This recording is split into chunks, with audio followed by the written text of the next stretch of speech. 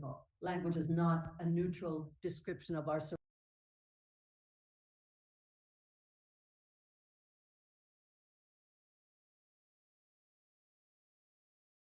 dominate here in Spanish too, right? Yeah, in all Romance languages, nothing new. They pointed out that syntax is gendered, and if you look at this in English, we would always say men and women, men first, women second, brothers and sisters, brothers first, sisters second, citizens and their wives, as if the wives are not citizens. It's terrible. And you can find it in all kinds of texts. So, and they also, yeah, these women also saw and pointed out and showed how the texts that of that time in Quebec and of earlier times were tainted with Catholicism, and not just with plain old Catholicism, but with Jansenist Catholicism, which is very puritanical. And there's a whole history of priests after the French Revolution in 1789 to 1792 coming to Canada, fleeing the France after the revolution to Canada, and becoming very, very conservative priests, or remaining very conservative priests in this little population in Canada, and keeping that for 200 years. Anyways, the general idea is that women systematically have been silenced, have had to use language which works against them, and now must be heard in language that suits their needs and their purposes. So that's next one. Where are we? Okay, so this experimental feminist writing in Quebec leads to feminist translation in English. And one of the famous names is Barbara Goddard. If you look her up, you'll see that she was a professor at York University in Toronto and published a lot of translations of difficult texts. Authors such as Nicole Brossard, France Théoret, those are the two big ones, and developed terminology like this: woman handling a text. You know what it means to manhandle a text, or no, manhandle anyone? Usually it's people. You treat them roughly if you manhandle. Well, she decided that she was woman handling texts, yeah, and that she was flaunting her work rather than being a quiet little translator who says, "Oh, I'm just a translator," and not taking responsibility for the translation. And she did a lot of work writing about this in academic essays, in prefaces to her translations, footnotes all over the place, explanations on the side of the text, like this, really involved in the text. Suzanne de Lotbinière-Harwood is another one, who's the one who is accused of hijacking a text because she translated it, she added all kinds of feminist material or made the text more feminist than it was in the original. And she too adds prefaces, she wrote articles, and she wrote an entire book on her work, 1992, entitled Rebelle et infidèle, la traduction comme pratique de réécriture au féminin. So rebelle et infidèle is a twist of the famous French 18th century phrase that said translations must be belle. No, are either belle or fidèle. So, and this has been, are like women, basically. Either you're beautiful or you're faithful. If you're beautiful, you get around, right? If you're not beautiful, you're faithful. You stay in one spot.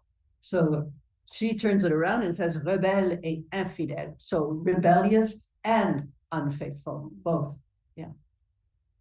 Okay, next one. And her text reads quite well. That half of it is in English, that book. Half of it is in English, half in French, more or less. And it's very emotional, though, and very subjective and very personal.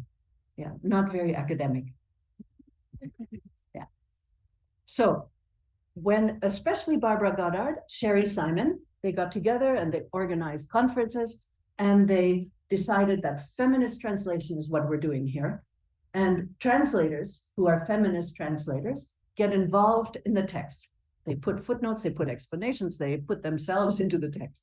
They're present as co-creators. They explain, they elaborate, they put footnotes and prefaces, they emphasize the feminist, female, woman aspect of the text. They make women's presence visible, women's voices audible, and if necessary, they hijack a text. That's what feminist translations do.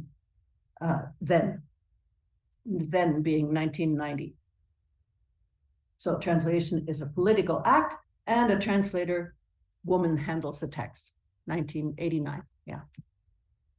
Okay, so again, the theory behind this, and Goddard writes a very complicated essay that's very difficult to read, and is that translation is a creative, productive act. You're not just reproducing, right? It's activist. You're translating for a purpose and with an intention. You're intervening in the text. Translation is interventionist. And those of us who study translation, we know that translators have always intervened in text. Yeah. So show your power. In other words, deploy your power and don't be ashamed of it. Yeah. Translators are manipulators of language and meaning. Yes. Their politics influence their translations. Yes. A translation is never absolute either. There's always a new translation possible, another translation possible, depending on who's working on it from this perspective or that perspective, or what kind of environment it's going into. And then this, I think, is one of the most important things. The more open translators are about what they do and what they change, the more powerful their effect. If you hide behind what you've just put out there, nobody notices. How many people compare the source text and the target text? Only us. Nobody else. Nobody else. So you have to show and point out and write academic articles. I think because the general public, do they care? I've tried to send articles to the New York Review of Books, and they say, thank you, but we have staff writers who deal with that. And I think it's so difficult. But in academia, at university level, this kind of work and this kind of analysis and these kinds of studies are much more welcome and have an interested public. So, next one. Okay, from all of this development in the 1970s, 80s Canada, and then on, and not just Canada, there was a little bit here in the US, but nothing as systematic as in Canada. Feminist translation developed. And lots of work has been done in this field.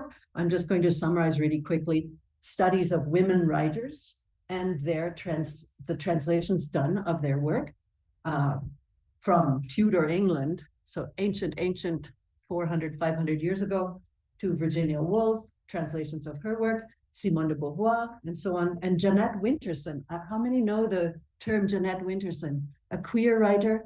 Yeah. Whose texts are difficult to understand, and then that much more difficult to translate, obviously. They studied research on women translators, so on women writers first, on women translators, and their impact from La Malinche, we all know, and there's a show downtown entitled La Malinche, I'm going to try and go, because she has such a bad reputation sometimes, and other times a good, yeah. So studies on La Malinche for one, but also most recently a book on Barbara Bray. Barbara Bray was a journalist and post-war working in the UK, and she made friends and became a lover of Samuel Beckett. Samuel Beckett is the guy who wrote, what did he write? Fantastic plays. Waiting for Godot is the one that everyone would know. And she is also his translator. Nobody knows. Nobody knew the relationship between Barbara Bray, translator, and Samuel Beckett, who she advised, she helped, she got his work out into the English language public.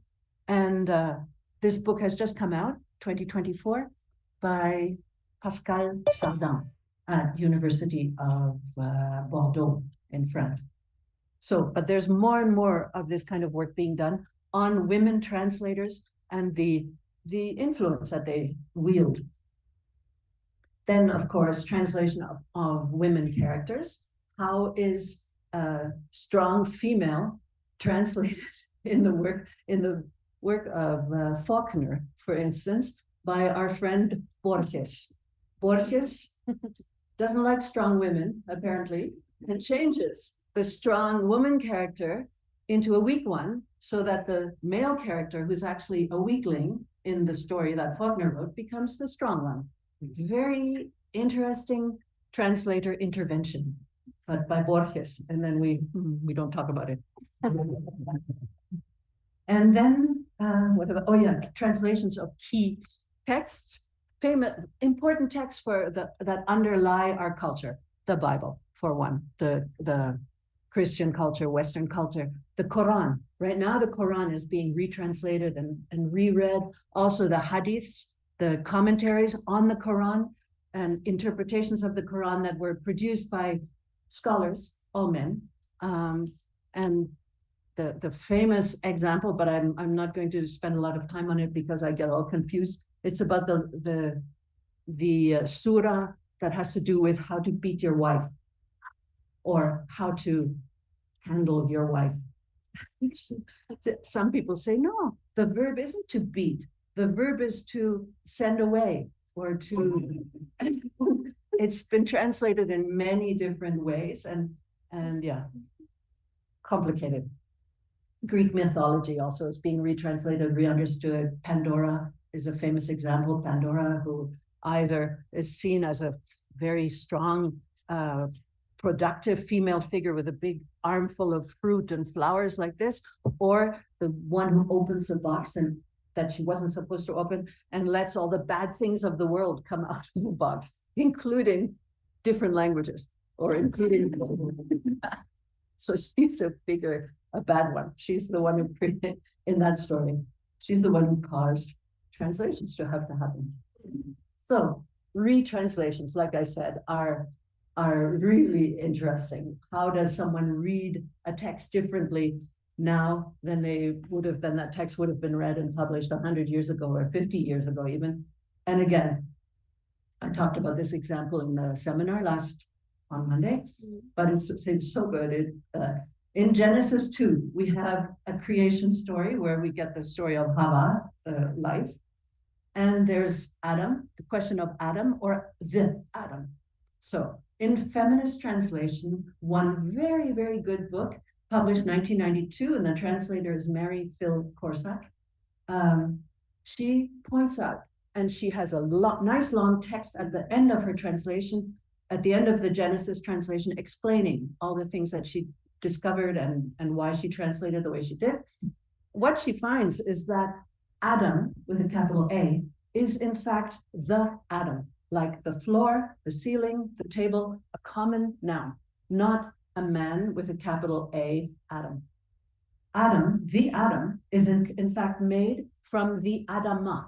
And she says there are 16 times in that text that we see the word Adama, the ground, the earth. And then along comes Adam, made from the earth. And so she translates him as groundling, or she translates that creature as groundling, not Adam with a capital A. So from the side of this groundling, God takes a handful of earth and creates the first gendered human being, who happens to be Hava, life. Yeah. Then, this is always a little bit nasty, but the remains of that groundling ends up being Adam with a capital A. Yeah. And it's so interesting to see how the story of the rib, which the side has been used over hundreds of years to describe or to justify that women are somehow secondary, women are less important, women come after Adam with a capital A, whereas in fact, if you read that text carefully, you will see that is not necessarily the case. Yeah, yeah. There are other examples, but this is my favorite one right here. What happens when you retranslate and reread carefully from that other perspective? So over the course of the 1990s, many books and articles came out. These are the three of the books. Rebelle et Infidèle, I talked about. 1996, Sherry Simon, Gender in Translation. And 1997, my book, Translation and Gender, which is having a second edition. Ha! I had to write 2 more chapters to catch up with what's going on 30 years later, or almost 30 years later. It wasn't easy, but that's coming out at the end of March. Yeah. So feminist translation led to feminist translation studies, like I said, because, and also something to keep in mind is that feminist translation needs academic support. Like I said, it is difficult to publish feminist translation. It's difficult to get it reviewed by reviewers who tell the general public about what is out there and what is readable and why it's readable. And it's difficult to market, difficult to disseminate. It's easy for us academics to talk about the importance of feminist translation, but it's so difficult to get it out into the public and to get the public to understand what's going on. So very often I feel that we're talking in a small group to each other. I'll agree. Yeah. So anyways, all of these things come together. Translator activism, intervening in the text, co-creating and spreading the news of feminist translation studies, which has spread very nicely. And this is the most recent book that I was involved in, and which shows how it spread. We had 46 articles in that book, 41, and the book is entitled, for those of you who can't see it, The Routledge Handbook of Translation, Feminism and Gender. Came out in 2020, right in the middle of the pandemic. And but of the 46 articles, 41 are written by people whose first language is not English. So there was work from, here, I made the list, from China, from Argentina, from Chile, from Egypt, from Yemen even, from India, Turkey, France, Germany, UK, etc. All people are sending in work on feminist approaches to translation and the effects and so on. It was really interesting to see and difficult to edit, because if someone from China is writing in English, there are always little problems where you have to correct, and prepositions are really awful, really complicated. So this is 2020, though. The whole thing kind of started in 1990. That's 30 years. Yeah, so it took a long time to get moving. All right, and now I want to introduce Rafael Mendoza from ENALLT, who's responsible for the next 3 slides, which he created, and that were part of the kind of publicity for this. And I have nothing to say about them there, so he's responsible. Go.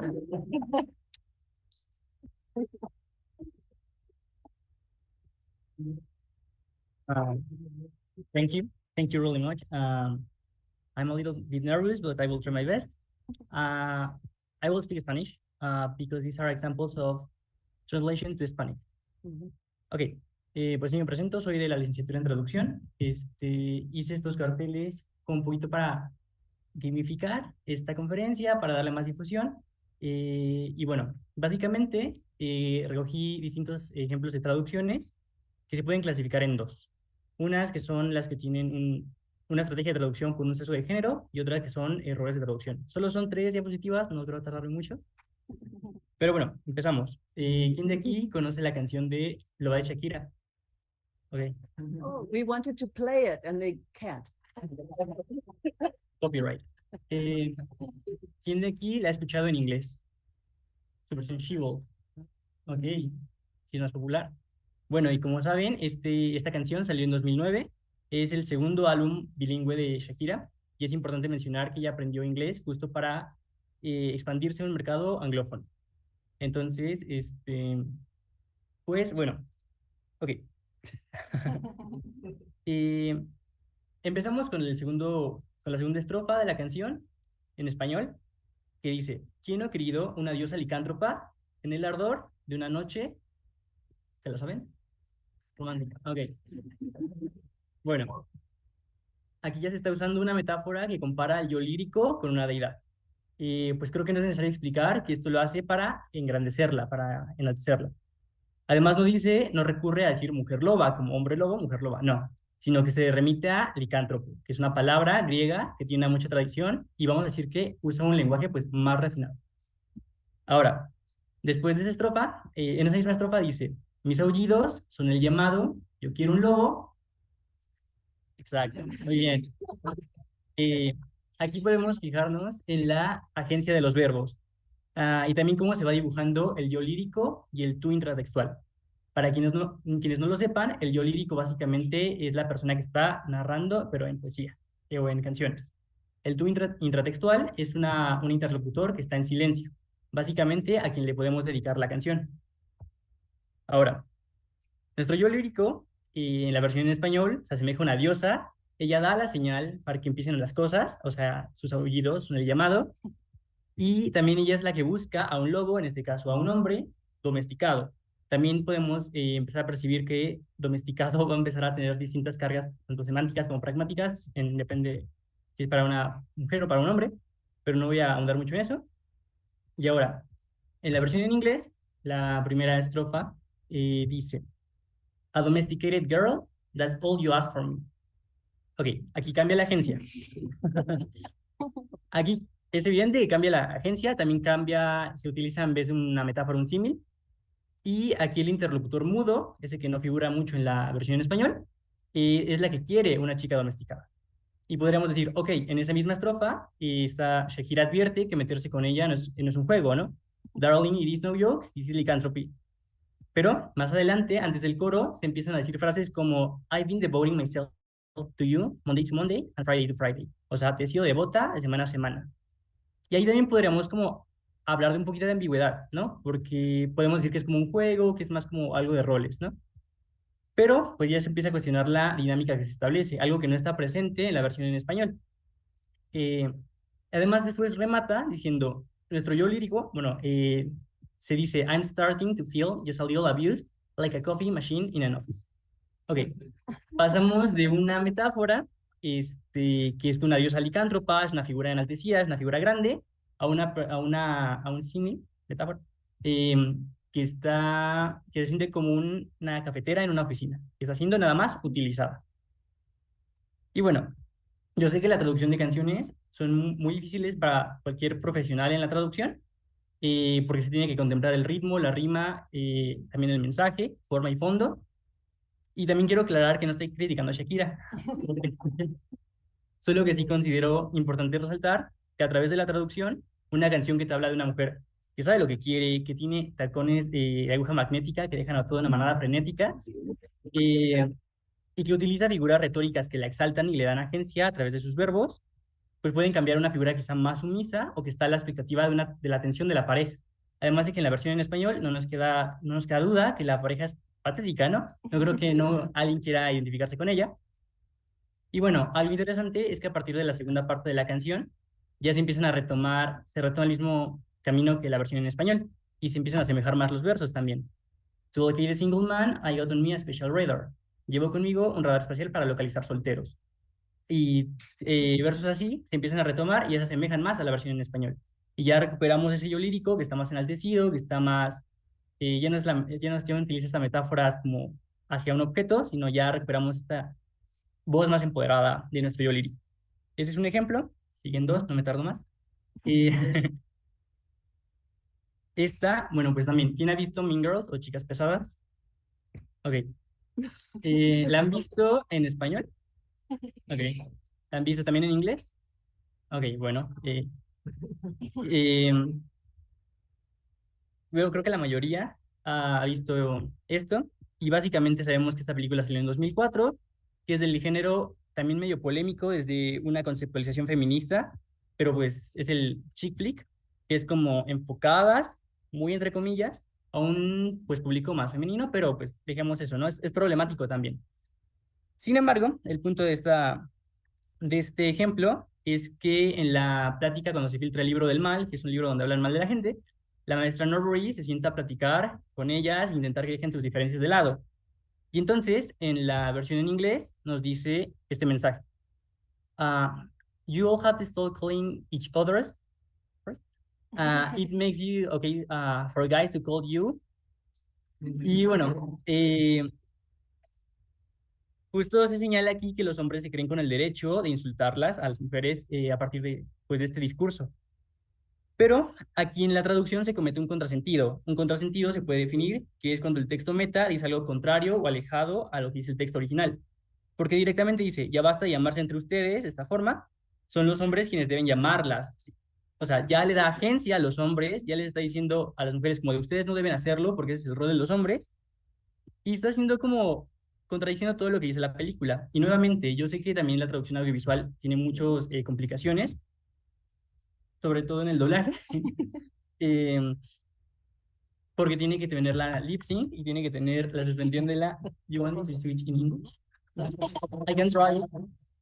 Y tiene que respetar esto del lip sync porque si no se rompe la suspensión de la incredulidad, que básicamente es que un espectador sabe que lo que está viendo es ficticio, pero se deja llevar mientras el mundo de la ficción no rompa las reglas que está estableciendo. Entonces, bueno, aún así, se tenía que encontrar una estrategia que no representara y que no esparciera un discurso misógino y que literalmente contradice todo el texto de la película. Muchas veces se justifican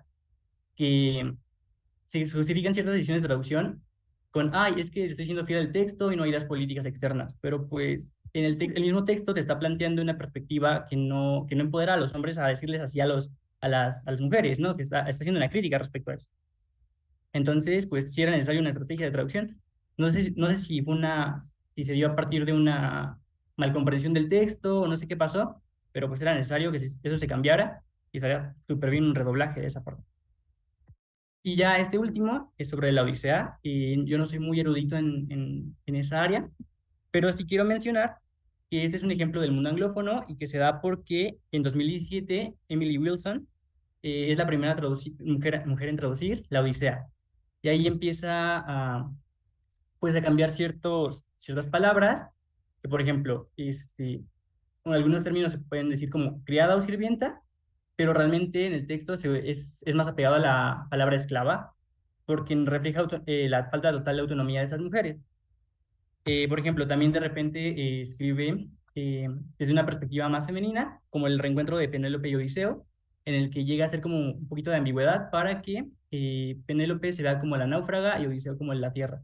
Entonces, son ese tipo de perspectivas que se van ofreciendo. Ahorita va a hablar mucho más de ello la profesora von Flotow.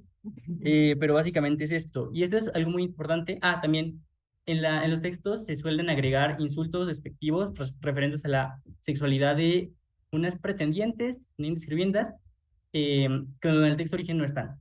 Y este problema de las adiciones es muy común. También ha pasado en traducciones de series, películas y libros en español. Y es interesante porque, nuevamente, no tiene nada que hacer ahí esa adición, pero aún así se fomenta eso. Y es muy curioso cómo a las mujeres muchas veces como se les silencian el discurso que están pronunciando, pero a los hombres se les da más espacio para agregar pues contenidos misóginos, ¿no? Entonces es algo que se tiene que tomar muy, muy en cuenta. Y básicamente esos fueron mis ejemplos, espero que les hayan gustado y ya regresamos al main event.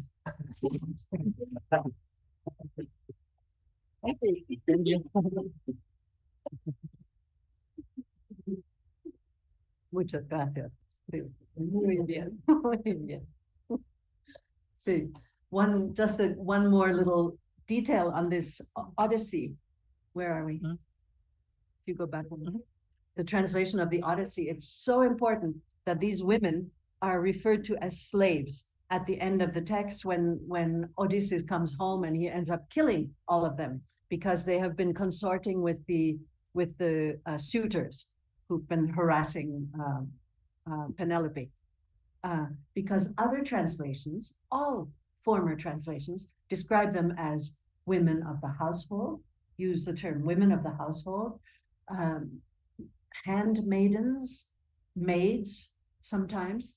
And the difference between all of those terms and slaves is that the first terms, or the old translation terms, seem to give them an option.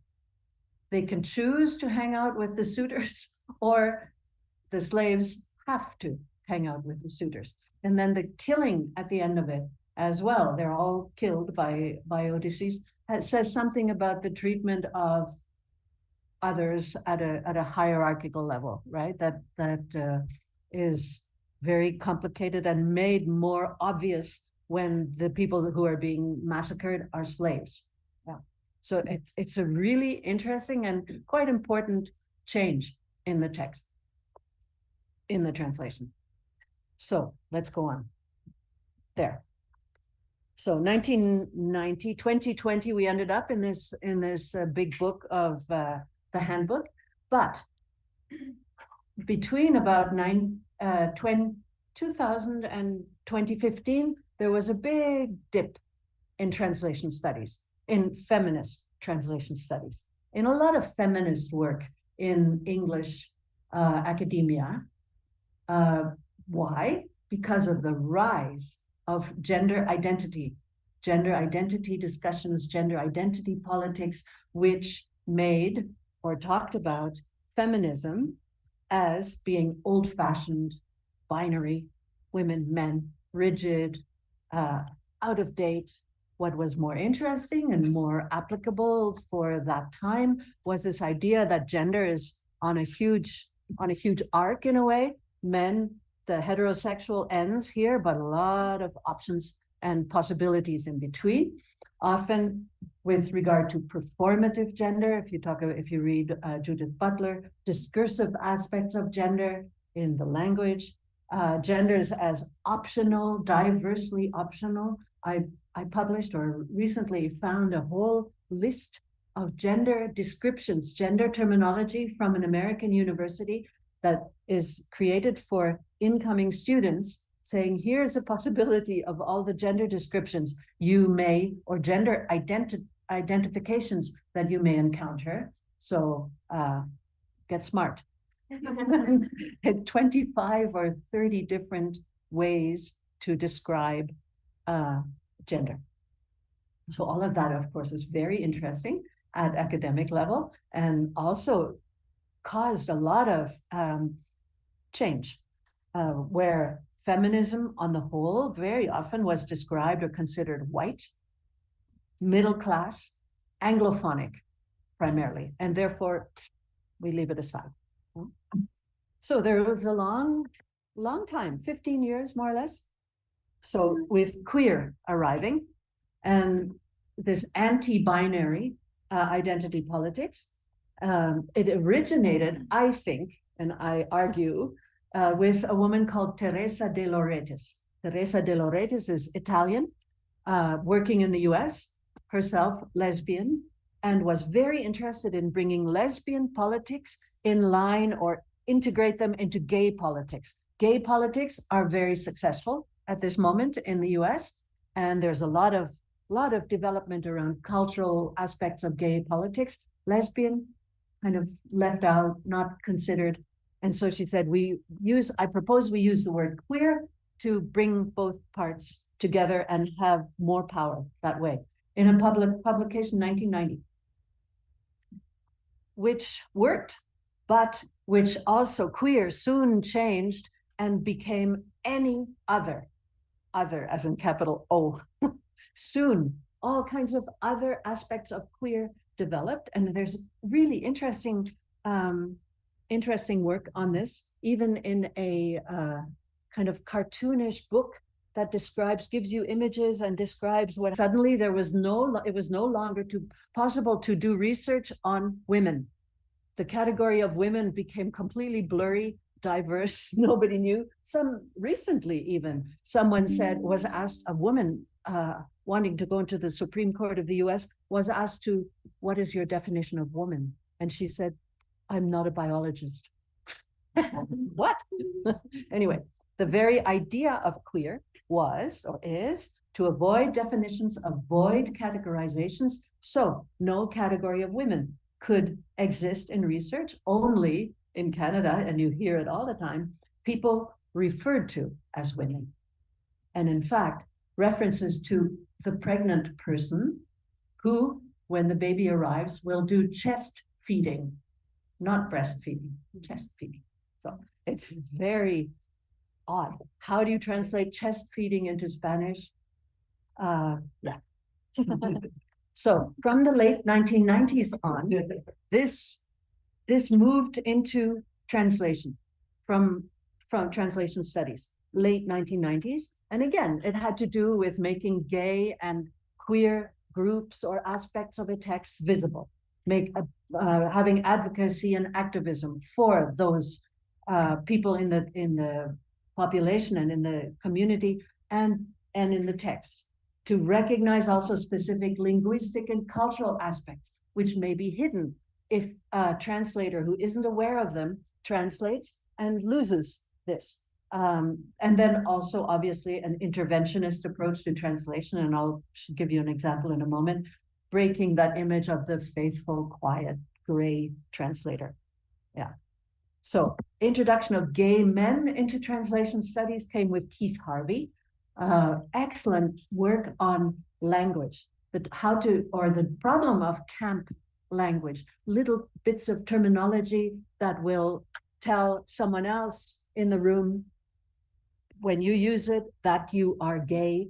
Only that other person in the room who picks up on it will know, and it's kind of a secret language. In English, in French, there's such languages probably too, and in Spanish probably too, and you have to be aware of them as a translator, and you have to be able to transfer that. And also then he writes about the untranslatable cultural aspects, especially between English and French, that's his topic, where identity politics in Anglophone culture are much more developed and much more aggressive and visible than anyone writing in French, where the identity politics still circulates around being a Republican citizen of the country of France, not first gay, then citizen. In France, first citizen, then maybe gay, very quietly. So that comes out in an article by Eric Kinahan, 1998 already, also, about a 1950s American translation of Federico Garcia Lorca and his poetry, which is very subtly gay, very subtle. And it's made absolutely wide open, wildly gay in this English translation, with a lot of gay slang, with a lot of vulgarities added, deliberate changes, deliberate intervention in Lorca's poetry, making it very, very unsubtle. That article is phenomenal to read. And I think it's a sign of queer and gay materials and just cultural context, allowing the scholar, Eric Kinahan, to work on such material and to translate and to, well, he doesn't translate, but to cite some of the vulgarities that are in the text as part of a scholarly essay, as part of an academic essay. It's really new at that point. So basically from 2012 onward, there's regular publication on gay, queer aspects and translation. And one of the people who's very important is William Sperlin. William Sperlin teaches in the UK, I think. 2014, he organized a special issue of a journal where everything had to do with queer and translation, mainly, however, gay men writers and their translators and their translation. And then later on, you can see how long it took. 2014 special issue in English. When Keith Harvey and Kinahan were already publishing in 1998, that's a long time, long time for academia to accept and to allow or to show interest in translation and queer. But then come a whole bunch of books, Epstein and Gillette in 2017, Bear and Kindle 2018, and Bear 2021. And Brian Bear still produces a lot of work on queer and translation, queer theory and translation. He's very focused on Russia and teaches in the US, in Ohio. Yeah. So some of the issues that are addressed in these handbooks: how is the Arab boy represented in gay literary translation today? And the Arab boy has often been the victim in gay writing when well-to-do gay men go to North Africa.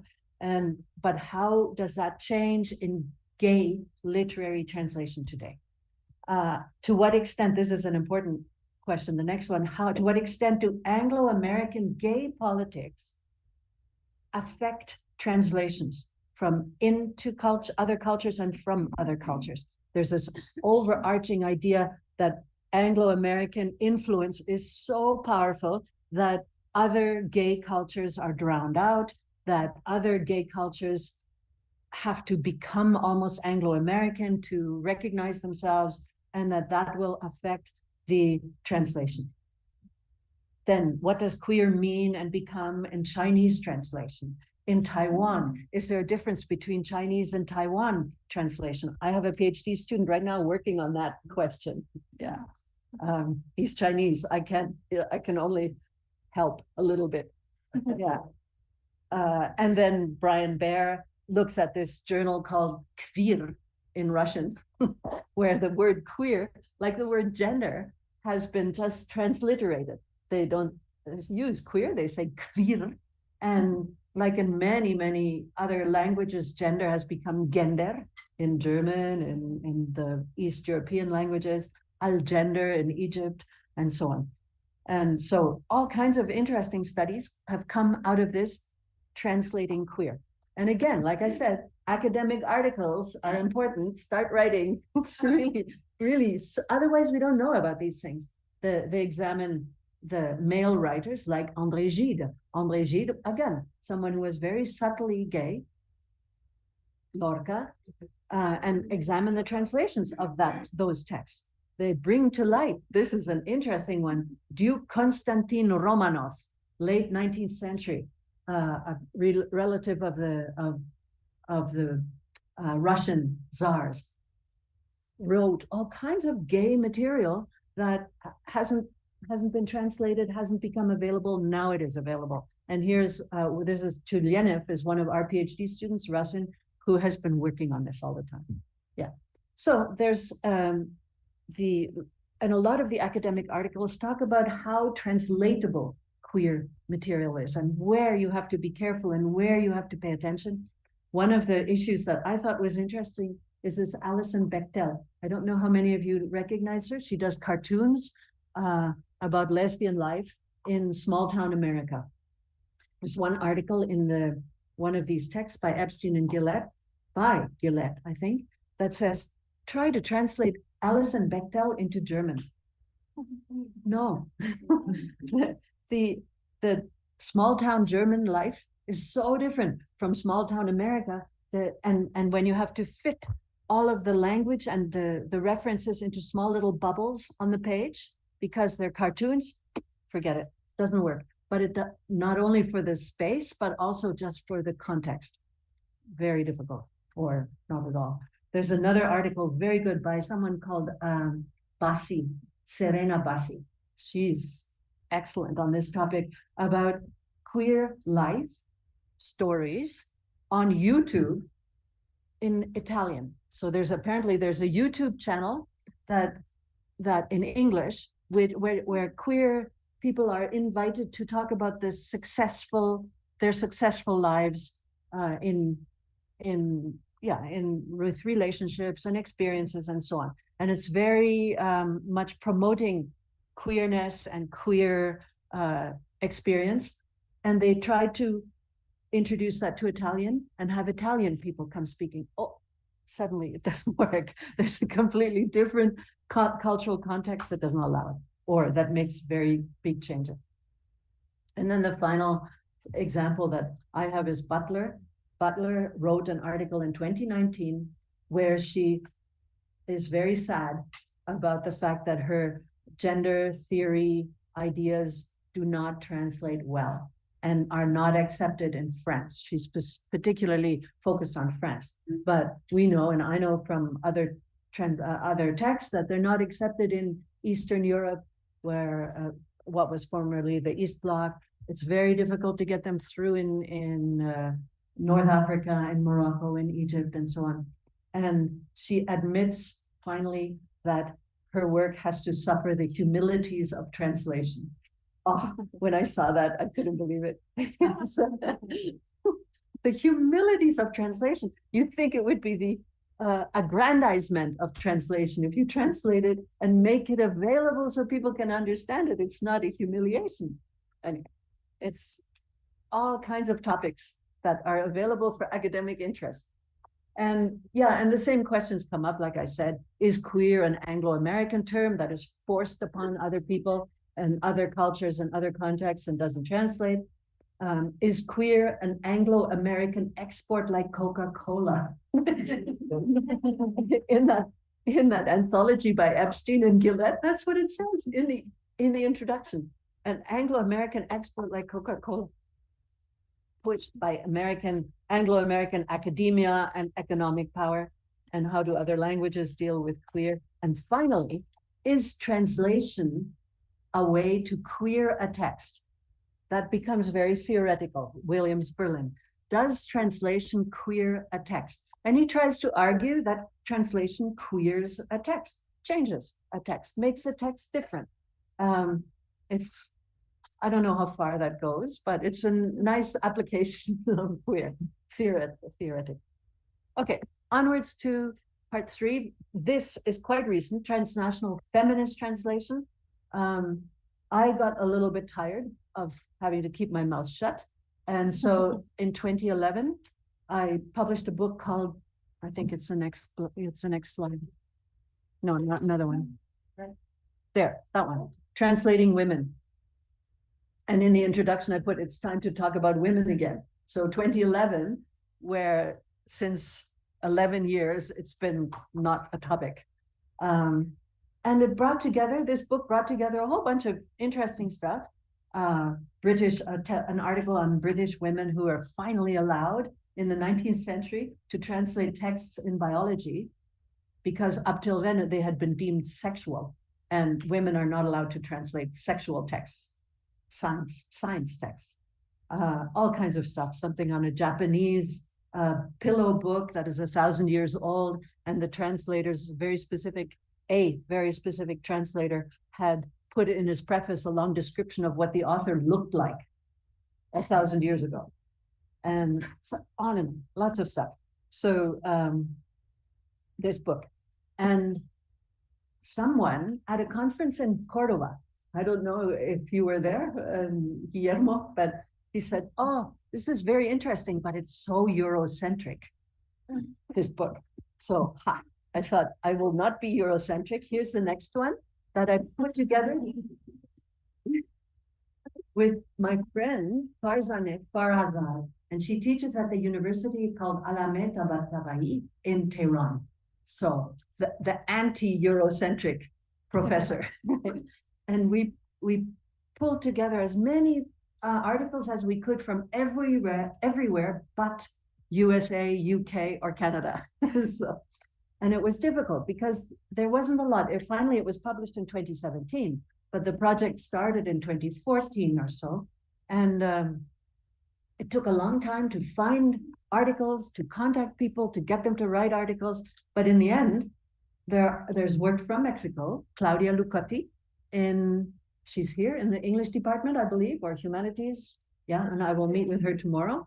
An interesting article on indigenous poetry translated into indigenous languages in Canada. So Mexican indigenous poetry by women translated into Canada, into indigenous languages. And then the problem of, and vice versa, indigenous poetry by women from Canada translated into indigenous languages here. The problem is pivot languages, right? The Mexican had to go to Spanish, the Spanish often had to go to English, then the English went to Cree or Ojibwe or Ashkenazi, or not Ashkenazi, Ashkenazi, or other languages in Canada. Very complicated. And you wonder what comes out in the end. Well, so that's Claudia. Articles from China, one article from China, from Turkey, Morocco, Colombia, Saudi Arabia, and so on. It was a really interesting project, but a sign of the times. 2017 is this transnational feminist translation idea developing. There's another book put together by Olga Castro and Ergun Emek, also on translating feminism in a transnational era, something like this, also 2017. So the idea behind all of this is to counter the universalism of white middle-class Anglophone feminism, right?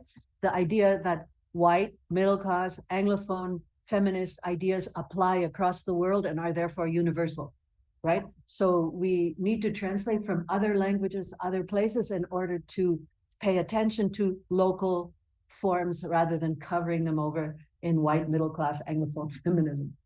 And again, visibility is important, cultural contexts are important, advocacy and activism is part of the job, and the focus is on the global south right now, really. And I think Iran, even though it's not in the global south, China, not in the global south, Egypt, not in the global south, but it counts as global south. Yeah. So we don't pay attention to the equator very much. Yeah. And examples about the difficulties of doing this kind of translation across the global south. Here's one, or from the global south, however you want to define that. Translating from English first, yeah.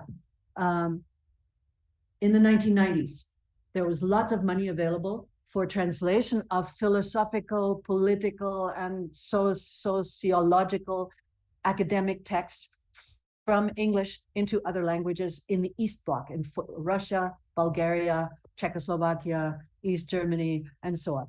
All those places that had been under communist rule. So lots of money available, Soros Foundation, everybody wanting to translate, but there was no terminology. So how do you translate empowerment into Russian? There was no word, there was no term. The idea of women having a certain empowerment was just not there. And so the translations often made kind of major problems, caused major problems in understanding. Agency. What does agency mean in English? Not always obvious either. And no word in Russian. Gender. What does gender refer to in English exactly? Very difficult.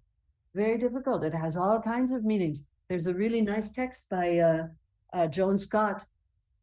She and I wrote one together, but her text was fantastic about how gender is a word that is so diverse and has so many different applications in English. Sometimes it refers to only women, sometimes it refers to women, men, and others, sometimes it refers to power and hierarchies, sometimes it refers to behaviors. It's very, very big word and therefore difficult to translate unless the context that you're translating it into already has had all those discussions and understandings. So all of these words were complicated. Next one. Yeah, here's an example, more problems from translating from English into German this time. And this was published quite recently, 2020. Yeah, Pike Biermann is a translator and a writer. Interesting character. She was a founder, one of the founders of the Prostitutes Ball in Berlin in 1990s, early 1990s, yeah, Hurenball in German. And she now translates and writes really sharp stuff. And she says, what does all this sensitive language that we Germans are supposed to translate from US into Germany, what does that have to do with us? The sensible Sprache is what she refers to, but it's sensitive language, which has been very powerful in the US, especially before Trump. Trump has just wiped it away. And she points out specifically language that comes from critical race theory and says, for us in German, Rassenpolitik, anything to do with race and Rasse calls back Nazi politics, and we keep away from it. We don't know how to handle it. It doesn't have anything to do with us. Meanwhile, you know that in Germany there are now a lot of Turkish people who have suffered a certain amount of discrimination, more and more Indian people who are very good at their computer stuff and are brought to Germany because they're computer engineers, they suffer discrimination. But still, she makes that connection between race and Rasse as a Nazi term and says, careful. Yeah. And here, yeah, another reference to Bechtel, which we can leave. Let's go to the next one. And problems translating into English that you get when you're in this in this global South focus.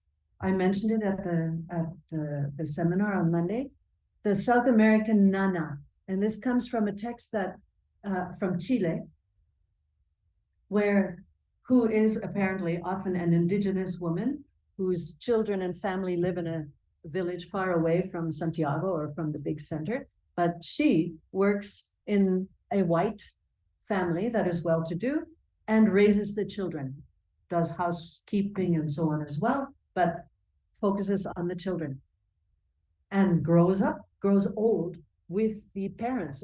I saw such a situation in Uruguay where the elderly lady, 82 years old, was still being looked after by the nana, 80 years old. They were still living together. So how would you translate this person into English in one word? I don't know. Is the word babysitter? I don't think so. Is the word governess? Governess refers to a completely different thing. Housekeeper, but a housekeeper is responsible for children, emotional development and psychology and so on. No, it's super difficult, and it would require feminist intervention in terms of either a preface or an entire article or a footnote or something to explain the importance of this nana and the role that she plays. Most recently, I've been working on a journal, a special issue journal that looks at a special issue of a journal that looks at local aspects of feminist work and their translation and translatability. One excellent article on Pussy Riot. Pussy Riot, you may remember, is a punk group in Russia that was sent to jail. Women, 3-4 women, who invaded a church in the center of Moscow and did a performance that lasted about 1 minute, and then before they were thrown out or before they were arrested. And then they wrote letters from prison, and those letters from prison have been translated into English and miss the point completely, because Pussy Riot is fighting Putin and the Orthodox Church. So the connection between the church and state, the church supporting the right-wing, state. And of course, there are, in their letters from prison, are references to Old Slavonic, are citations of texts from Old Slavonic church texts. It's a different form of Russian that is used by the Orthodox Church. When you translate that into English, it disappears. And besides, the English language public doesn't know too much about Church Slavonic and doesn't know necessarily how focused these women were on this combination of Putin and the church. And so, again, it falls flat. It becomes a very lame translation and is lost, basically. A lot of it is lost. Again, because there's no footnoting, there's no explanation, there's no preface. And one of the third item here, the language of honor killing in English. This is a topic that someone proposed to me to put into that big book on the handbook that Rutledge did, and then she couldn't finish writing it. But it's a really interesting idea. We in English use the term honor killing when in Arabic, but also in immigrant Arabic situations or Muslim situations in Canada too, women are disciplined, often killed, sometimes disciplined in other ways, locked up, with acid in their faces, all kinds of horrible things. But in English, there's only one term, honor killing, which translates a term from Arabic, which when you translate directly is called family discipline. It's so different. Family discipline is is kind of a broad term for teaching someone how to behave, someone from this family how to behave. In English, it becomes honor killing, and it's always death. And what does that mean when in an NGO working in, say, Kuwait, they get information about another incident that took place out there in the country somewhere, and it's honor killing in English, but a minor or a much softer form of discipline there, etc. It's an interesting problem, but again, I'm not going to work on it. I have to call some specialist like Rafael for Spanish to do that. I mean, it's too touchy. I don't know. So we have this wonderful comeback now, transnational feminist translation, and there's been lots of work from China. Two names here, Zhongli Yu and Meng Ying Jiang. Both of them writing. Middle East, Hala Kamal, who's a fantastic translator and academic. She's at the University of Cairo. And Doa Mbabi, her student. And Doa Mbabi works on the translation of Islamic feminism. And when I first heard that term, I thought, what? That's like a contradiction in terms, right? An oxymoron, isn't it? But it's not. So it's really interesting to read when she writes in English about what is Islamic feminism and the difficulties then of translating between Islamic feminism and Western white middle-class Anglophone feminism. Yeah. In India, the Niranjana, Eligeti, many more. I just heard of two more that are working in India on this topic. Eligeti wrote a really interesting article on a woman translator who worked in the 1950s, translating from English, from Russian, from German into Telugu.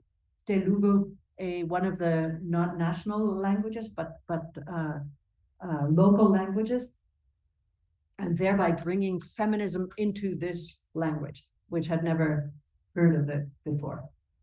And then in Latin America, there's quite a lot of work now coming from Maria Laura Spottorno in Argentina, Luciana Fonseca in Brazil, and much more in Brazil. Lots.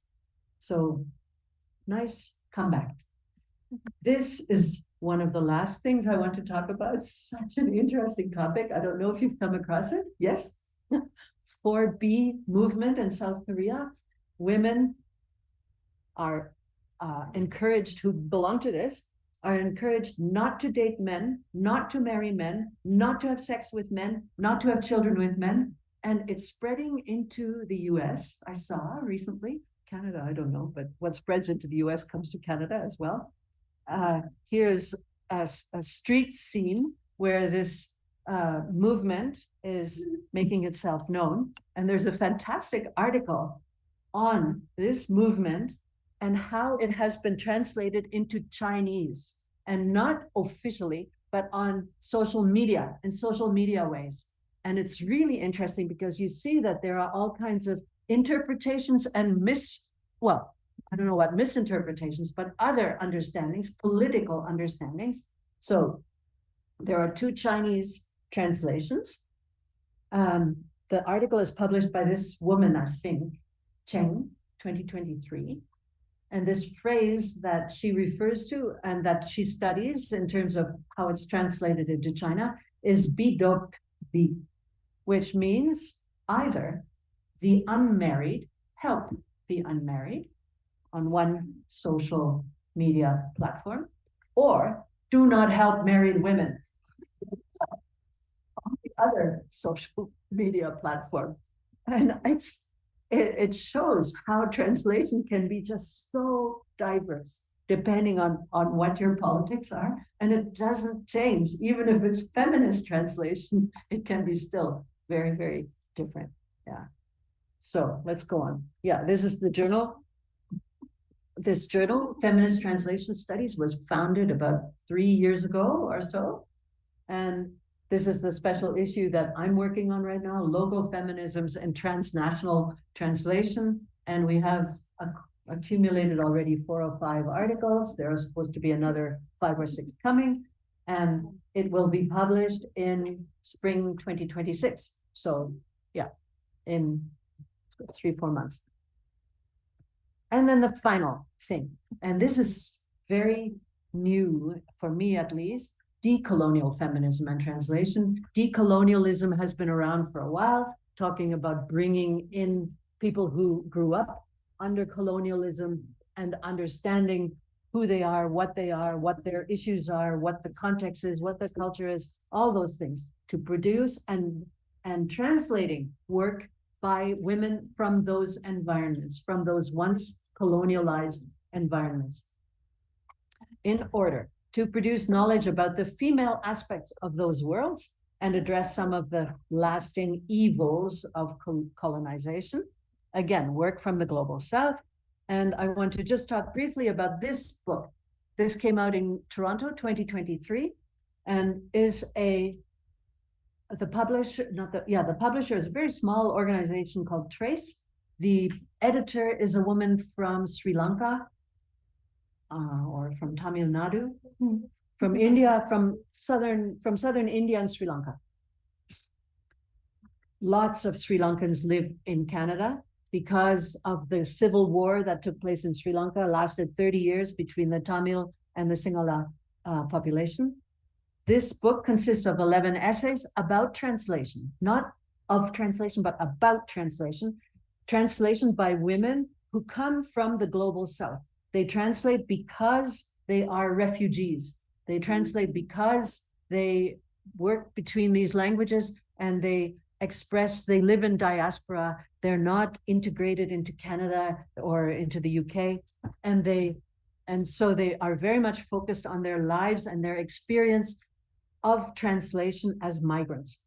And they discuss the multilingual families that they come from, the histories of their places of origin, their backgrounds, Muslim, Indian, Arabic, and so on, the past history that has been lost or silenced through this cover of Anglo-American academia, and then also the reasons they translate, which is interesting. And one of the things that I recognized as I was reading this, and I wrote one essay about this to try and understand, I found it a little irritating, actually, the book, because I felt that it was romanticizing the past, romanticizing my wonderful childhood in Tamil Nadu, romanticizing the history of my family in Gujarat, India, and so on, and suffering now in diaspora.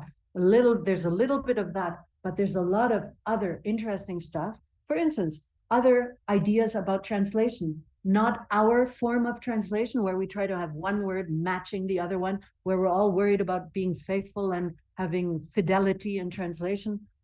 I'm not anymore, but good.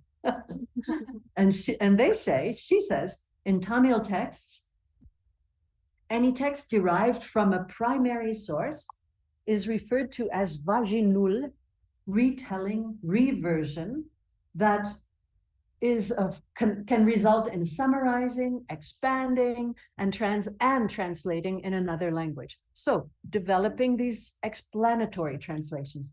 It is creative retelling and never is worried about loss of the original or anxiety surrounding the act of translation. No concerns with fidelity or faithfulness. I think, wow, let's adopt vaginal translation. Great. They also work on telling a different history, doing the research via translation into their own backgrounds and telling the history of their backgrounds differently, especially here in the case of Rwanda, where the history was written mainly by missionaries. Missionaries came from the West. Missionaries had some kind of vested interest, often in all kinds of other topics than religious control or religious education. So she, Lisa, uses translation to go back and read an old material in some of the indigenous languages of Rwanda. And she describes a whole background of older people who can still read these, who help her, and so on, in order to write the history differently. Some of them talk about working conditions. How many of us think about the working conditions of translators? No, not too much. These ones do. she says she's from Indonesia, lives in London, and as an immigrant and as an exile, she says, well, translation provides a sense of agency, there's the word, and activism in this lonely diasporic environment. Nobody talks to me, I'm an outsider, I'm marginal, but through translation, I have conversation and I have contact and I have relationships. But she also notes, and this is interesting, this happens in Canada as well, that she is exploited as the colonial translator. She provides the first translation of some text from Indonesia, providing the literal translation, and then the local writer, British poet or writer, turns it into a real text. Yeah, it's not a very nice place to be as a translator, but it happens, and it happens. It has happened in Canada too, with a very well-known playwright by the name of Michel Tremblay. He became very well known for his gay texts and his work also in putting the Quebec dialect on stage, which was never on stage. It was usually very standard French. And then in the 1960s, toward 1968, he wrote a play called Les Belles Sœurs, and you have working class Québécois on stage speaking their working class dialect for the first time in Quebec history. It made him so well known, and he became a writer and wrote many, many other plays and books. And suddenly he's translating from Russian, from Italian, and he's the translator on the notice for the play that's on that evening. And then you look a little bit behind the scene and you realize someone else has done the first translation from Italian, and he has made it into something that's performable in Quebec. He didn't translate. So one other very interesting approach in these decolonial writers is that they use translation as resistance. They resist clean, smooth English. They deliberately confuse English when they're translating into English from Gujarati, say, or from Urdu. They translate in order first to escape English, but also this, I love this phrase, to enliven the smug complacency of English. So they'll put Gujarati terms into the text. And even this, when you read this whole book, there are often text, language or the terms that you can't understand, that you have to look up and go to AI somewhere to see if AI can help. But translate in order to upset and disrupt the smug complacency of English, the smooth gloss of world literature. World literature isn't necessarily in English. Spivak pointed that out years ago, pointing out how translators were turning literature written in Indian languages into translationese. Yeah. And so this particular translator adds messy notes scribbled in the margins and so on in order to, resist English and resist the power of English and to show that there are other ways of operating.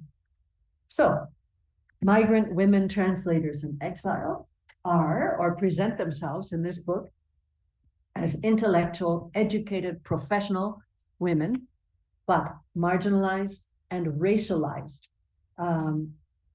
They translate in order to maintain the contact to their colonial past, or to their past and their past homes and languages and cultures, to correct Western histories of those past, and to provide literary, and this is important, to provide literary and cultural information for the generation that is Tamil, but was born in diaspora. So all those young people in Toronto who are Tamils, but who never set foot in Tamil territory. Maybe they speak a little bit of Tamil at home. Maybe they have a Tamil aunt or grandmother still in Sri Lanka, but they don't have access to the texts from that distant place. And the last one, to counter the oppressive Anglo-American environment. So we translate in order to keep our people informed. And then, so to summarize this whole thing, feminist translation is activist, intentional, politicized, interventionist. The translator plays a really crucial role. It developed into feminist translation studies, and that moved worldwide. It added on, I say, some people may disagree, queer and gay translation interests and translation studies, and now is returning very strongly to transnational feminist interests in the global south, in migrancy and life in diaspora. I think that is all. Yes, black screen. Voila.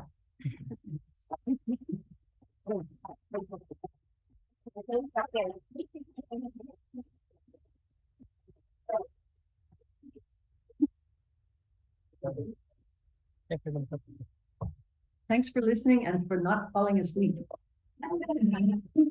And for responding. I can see all kinds of responses. And some people fall asleep in these talks. So. Well, thank you very much, Professor von Flotow, for such an interesting presentation. If anyone here has any questions, please go ahead. Go ahead. Now comes the hard part. Oh, yeah. Gracias por su presentación, profesora von Flotow. Si alguien tiene alguna pregunta, pues es el momento adecuado. Sí, claro, pueden hacerlo en español o inglés, en los todos y así. Okay, hi. So I want to ask about a term that I discovered in fourth semester here about the way we name the women translators, which is translatress. I want to know what's your opinion about using it, because I think it's a great term. I think it makes really a difference of the work of women translators. So what do you think about it?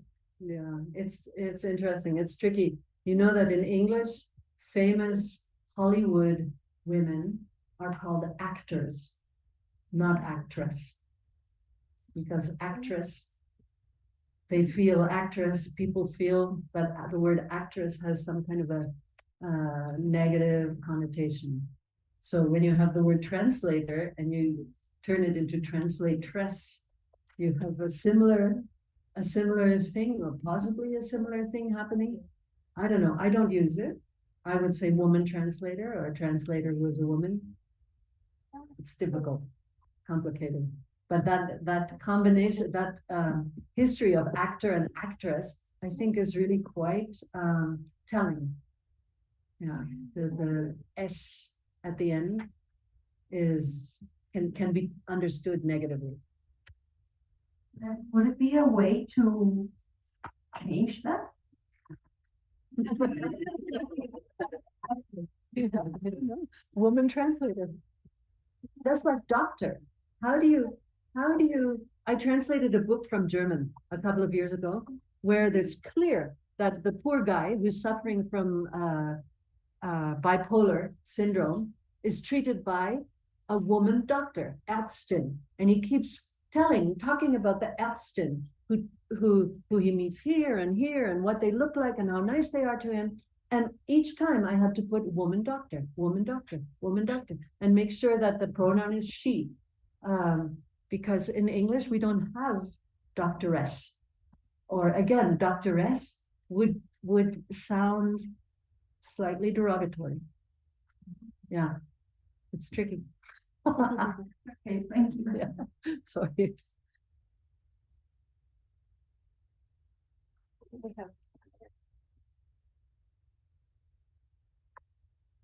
Well, first of all, thank you very much for the conference. I think it was a very interesting experience and it's very enriching information, so thank you. My question is a bit long and I'm sorry if it's confusing. When translating authors such as, I was thinking, William Burroughs, who was in a weird way both openly and very positive man, who wrote from this like alter ego, but also was married and had kids. Like, I don't know, it's very complicated. Would making the gayness of the text far more apparent, or like to push a light on it, be disrespectful, even if it makes it more political and more evident and like influential thing? What's the author's name? William Burroughs. Yeah, William Burroughs from the Yeah. So what's the question? You're translating William Burroughs into Spanish. Yeah, would making it more gay or like making a parent gay slang gay. Yeah, I have not read much William Burroughs, but I did read a fantastically interesting book about William Burroughs in Mexico. Yeah. Yes, yes. Yeah. I don't know how obviously gay his writing is.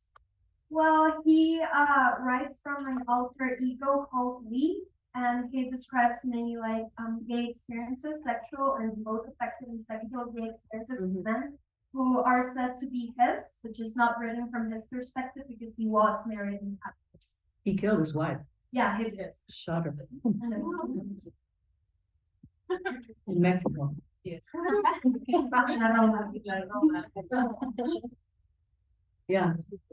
I mean, a lot of those questions depend, or the answers to those questions, that kind of question, depend on the publisher and on the person who's going to publish this text. Are they willing to, reinforce the gayness of the text, expand on the gayness of the text, make it more visible? It depends a lot. It depends so much. You could produce 2-3 different versions and say to the publisher, version 1, version 2, version 3, which one are you willing to publish? And that's another topic, is the question of publishing. For me, I've been working for a year and a half to get a book that I want to translate into a publishing house. Impossible. And it's a book about a biography of a very interesting political woman who died in prison after she became an urban terrorist, having started out as a very sharp-witted journalist. Totally interesting background, 1960s, social movements and so on. I can't find a single publisher, and I've been through probably at least 5 or 6 right now. There are 2 more pending, who even answer, let alone say, yes, we're interested. It's so difficult. And that is one of the things we can talk all we like about, how to translate and what to translate. But the bigger question, unfortunately, is where to publish. Yeah. So very much, I would say, depends on where such a text would be published. Yeah. Thank you very much. Good luck. Swiftly. We actually have also a Question. Oh, yeah. Here. that is really related to what were you saying? Yeah. Okay. Just a second. Alejandro Tapia asked, in the context of transnational publishing houses, where there is a little space for feminist translations practices, what would you recommend to translators? Again, let me see. There is little space for feminist translation. Yeah. It's so not easy. Yeah. And even, what can you recommend? You can just recommend constant pressure, never giving up, locating the feminist publishing houses, or those that claim to be feminist, and they have decreased in number. There were more in the 1980s and 1990s. I know of several that have closed their doors since then. Women's bookstores have either closed their doors or have turned into something much more general. So you just have to, I think, keep at it and identifying the publisher that is the most likely to publish what you want to translate. Or, like I said in the seminar, write an academic article and then put part of your translation in that academic article in order to then comment on it and show what is happening and what is important. There's a publisher that just turned down my book in Australia called Spinifex. If you look it up, it's all kinds of heavy-duty feminist material that they publish, and they turned down my book because they said they don't have the money to support it. In other words, to market it, to disseminate it, to send it around the world, to get people to notice it. And that they had just published a book about prostitution in Japan, translated, and how it was a very famous book in Japan, they only sold 100 copies, but they need to sell 10,000 copies in order to make it a business venture. And so it's really very difficult at the moment. I don't know. I think maybe social media, if anybody is good at social media and finding those spots, there's something called Substack. Do you know about that? People who write often put their material on Substack, and that is a new form of publication that might work better than the old-fashioned form of hardcover books. Yeah. I don't know. It's very difficult at the moment. I'm sorry. I wish I had better knowledge, better advice. Yeah. Yeah, here. Here. Huh?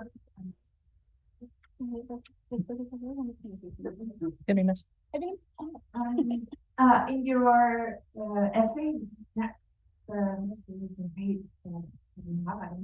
you know which one I mean. But yes,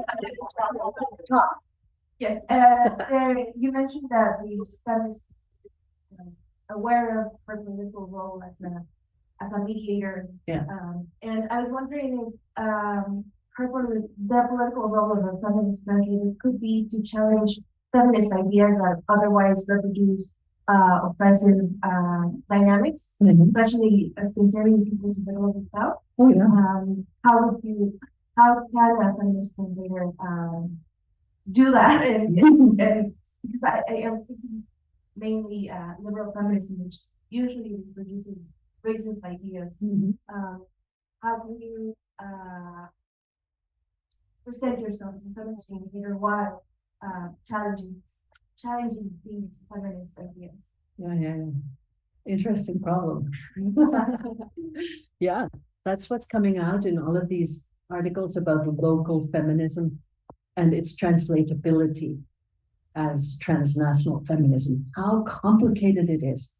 And yeah, I mean, it takes a lot of thought, it takes a lot of compassion, it takes a lot of empathy, it takes, again, the publisher that's willing to publish, and it takes a lot of what Spivak would say, intimacy with that original text, right? I wouldn't dream of translating something from Mexico. I don't know enough about anything in Mexico in order to claim that I could translate. But someone who speaks Spanish or has studied Spanish literature could translate, say, I'm translating from Mexico without ever having set foot in Mexico.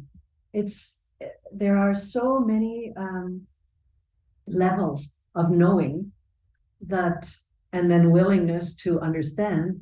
One of the articles that we've had submitted for this special issue comes from South Africa. And there's it's very, very aggressive in a way, claiming that South African local women, Black women, do not need white feminism from North America. They have their own kind, and they have their own chants, and they have their own ways of operating, and they have their own ideas. And then they explain what the differences are, go into that a little bit, but don't talk very much about translation. So at the moment, we don't know whether or not to publish that particular article. At the moment, it's just insisting on the cultural differences between this feminism and that feminism.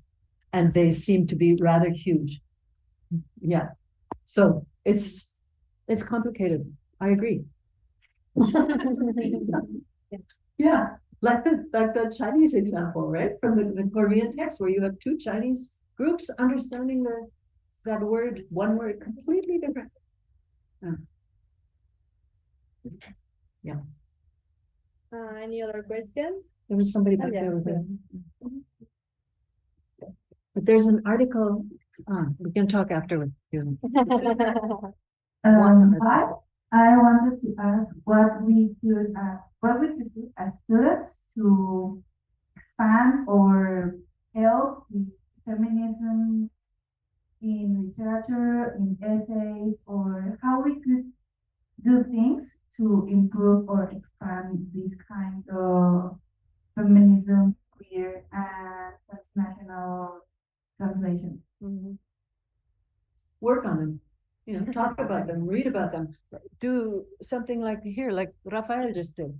You know, find examples, current examples, maybe in the past as well. Look at Genesis 2. How is Genesis 2 translated in Spanish? And then write about it and show and discuss it and bring it out and write your final thesis on some topic like the mistranslations that Borges produced of Virginia Woolf or Faulkner, William Faulkner. Focusing on that, that's really, I think that's really the main thing that students can do. Take a systematic, scholarly interest in that topic. And I think the topic of this decolonial, anti-colonial, and there's a new word that is epistemic. Epistemic, there's even epistemic translation now. And I think at some point down the road, if I have enough energy, I will write an essay on feminist translation as the first form of epistemic translation. But basically it means exactly that, explaining, understanding other systems of knowledge as you translate. Yeah. And yeah, working on it. That's it. Okay. Forcing your professors to accept your paper, which is not so funny. In China, for instance, students are not encouraged, you could probably say are actually discouraged or stopped from working on feminist topics. Yeah. So it depends a lot on hierarchies and permissions, censorship.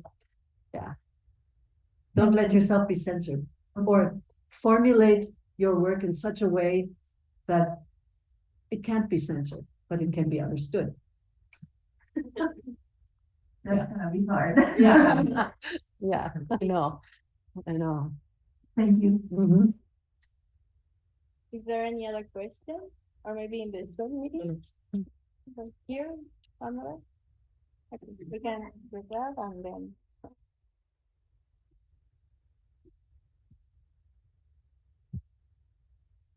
Hi, I just wanted to thank you for your time and your conference. This was great. And my question was, because you talked about how peer studies got famous around 2000s and how that sort of stopped feminism studies.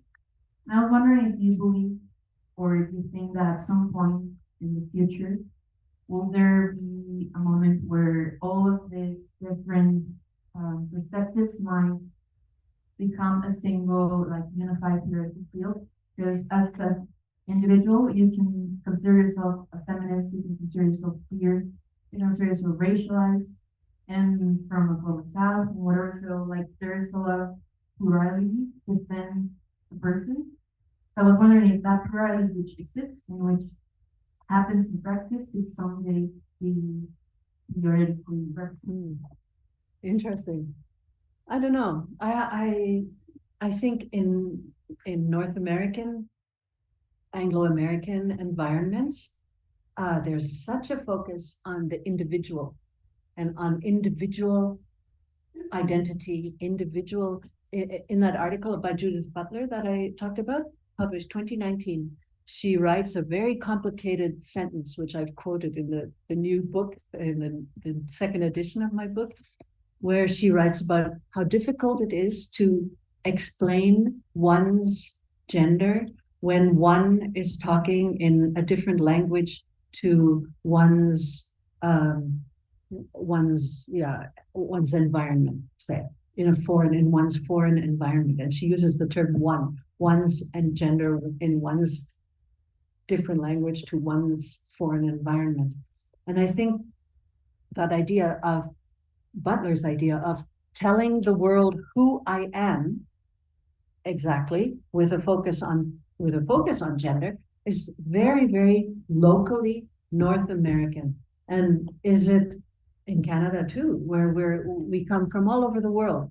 And so it's important to try to focus on who I am. I have a Algerian PhD student who just arrived from Algeria, who claims that he comes from a place where people agree on things, where there's a kind of community, where we all live in the same way, we all raise our children in the same way, we all go to the same church or have the same culture and so on, and where all of these questions are much less important. And I don't know. I don't know. And besides, that is in a way, out of date, because the world is so intermixed right now in Canada. It's phenomenal to see how diverse we are. But in that diversity, every individual wants to have some kind of respect.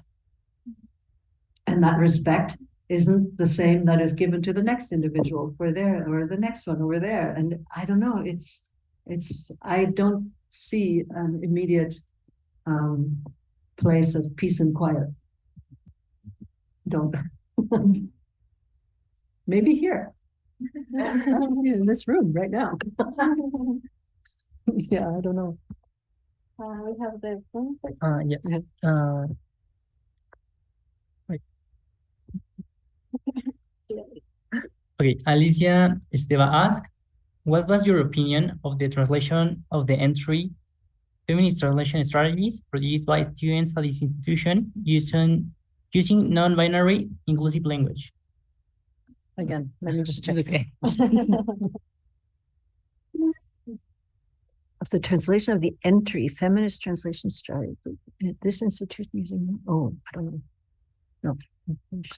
I'm not aware of this entry, Feminist Translation Strategies, in which non-binary inclusive language was used. I haven't seen it, but I think it's a good thing. I think it's certainly interesting, and it certainly shows people how important language is and how important the details of a language are if you try to make it inclusive. If you try to do the work of producing inclusive language, it's a demonstration of how exclusive language has been for a long time, and what exclusive language does, ignoring half of the world, for instance, right? So any work like that, I think, is really interesting and important. Yeah. I think that's all the questions. Yeah. Good. Yes. There's no. Yeah. Good. So any other questions here in the room? Okay.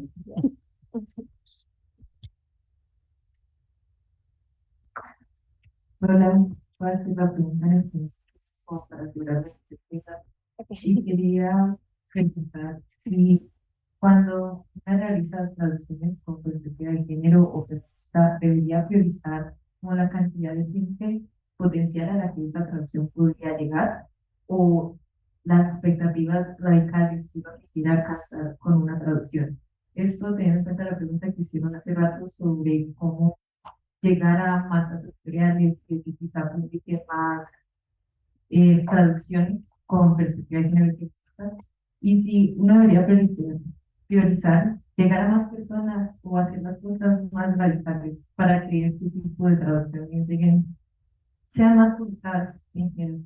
No sé si No.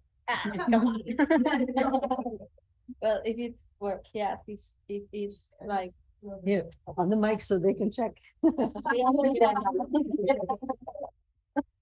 So if I say something wrong, please tell me. She asked if we, as translators, we have to prioritize like the target public is from the translation, from the feminist translation, as a feminist translation, or we have to prioritize the like this Source. not the source, but the radicalization of the text. So if it's more important to take account the target public or the intention, policies. exactly. Yeah. Good question. That's correct. Okay. It's a good question. And again, I think it depends on the publisher, right? Translations have to sell. Translations have to get out there for a particular public. Translations, at least your publisher, will think like that. For instance, this woman, Suzanne de Lotbinière-Harwood, years after she published Rebelle et Infidèle, I heard her talk at a conference where she was talking about the art books that she's translating these days, and where no feminist intervention is welcome. you can earn some money as a translator, but please keep your feminism out of it. Was the message. It's so complicated, and I think that's why feminist translation studies is important. Feminist translation is important, yes, but it is weaker in a way than feminist translation studies, which has the academia behind it and has achieved academic recognition and is being practiced around the world now. So it seems to be more wiser, let's say, it's wiser to spend time and energy and so on feminist translation studies, and rather than feminist translation, to do that as well, feminist translation, but also the other. When I think about Barbara Goddard, for instance, her power has been in the articles that she wrote about her translations. Her translations, do we look at them? I don't know. Do we study them? Only if we need to write an academic article on them, right? It's so complicated right now, especially with regard to publication. But normally, translators translate for the target audience. But I always think the target audience is yourself. Yeah. How else can you describe the target audience when there are hundreds, hopefully thousands, better, of possible readers? Yeah, difficult. Worth an academic essay. Yeah, I think so. Yeah. Anyone else? Oh, there's something.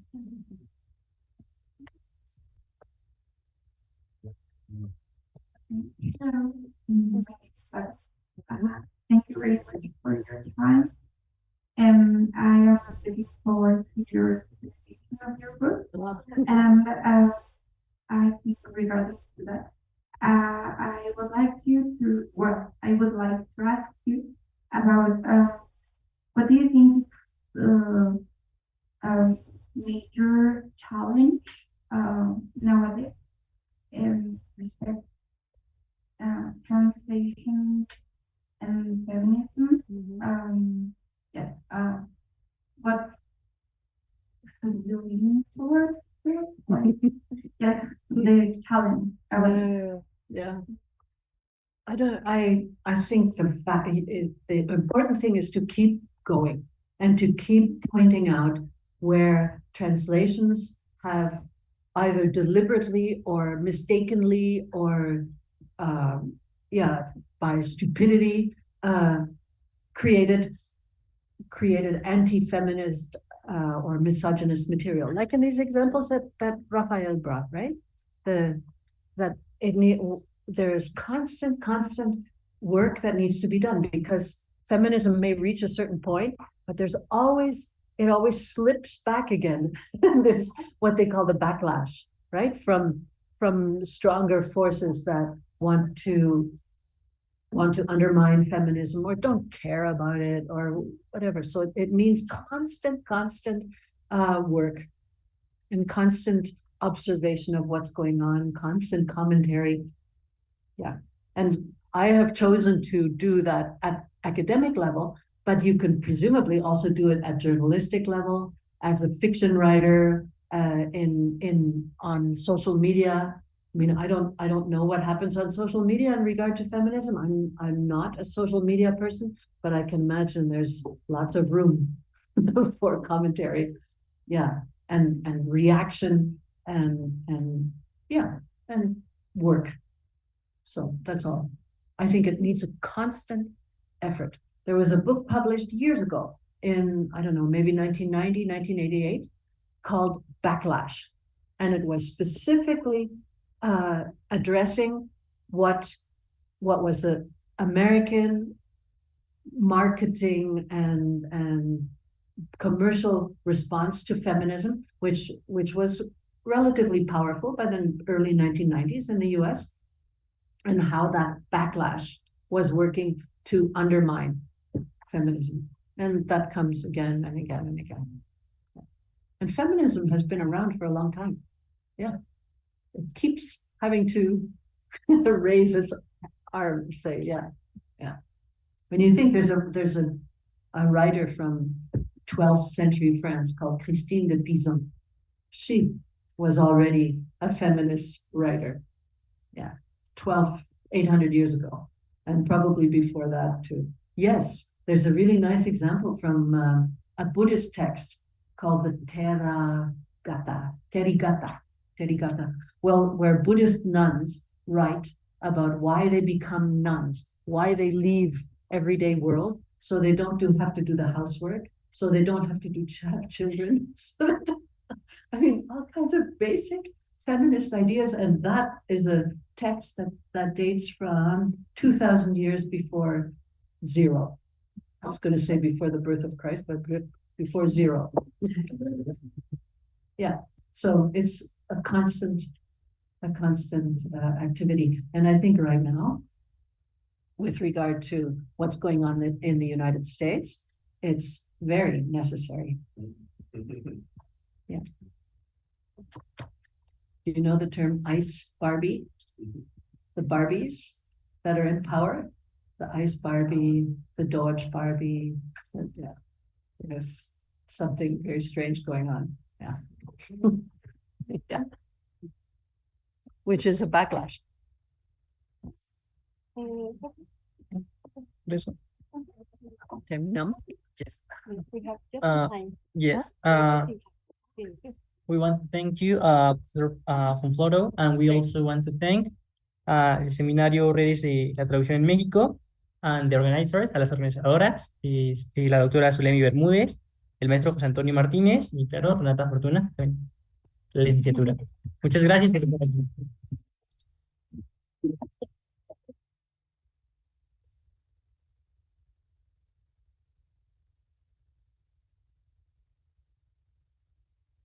Thank you. Por último anuncio, si alguna de ustedes no se registra en el código QR para la constancia de asistencia, va a estar justo aquí, y si no, Ari tiene una copia ya, si quieren acercar con ella, para obtener su constancia. Les pedimos que revisen los datos que pongan, porque tal cual los escriban van a estar en la constancia, entonces por favor, mucho cariño. Y muchas gracias por su asistencia.